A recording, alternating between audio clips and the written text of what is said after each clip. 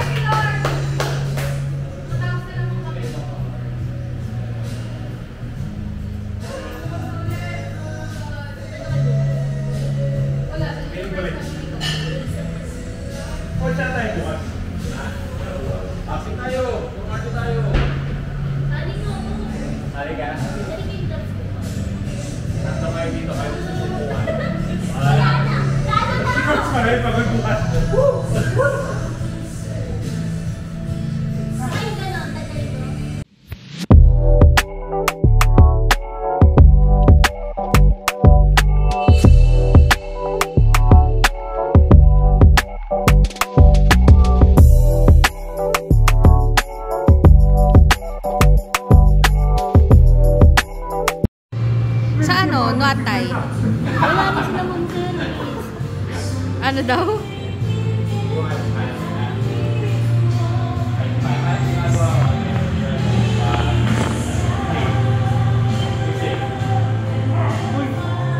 Chiropractic. Amazing.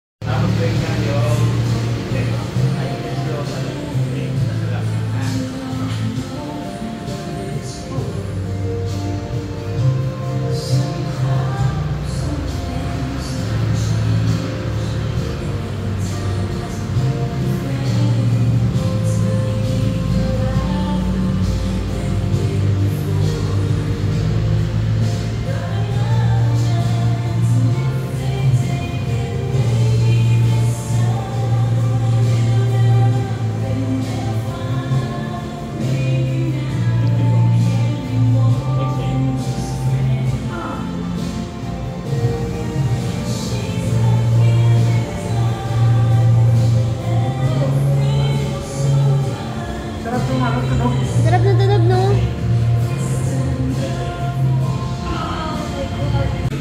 Another day is done. Tapos na. Pahirapan na naman tayo ni Coach.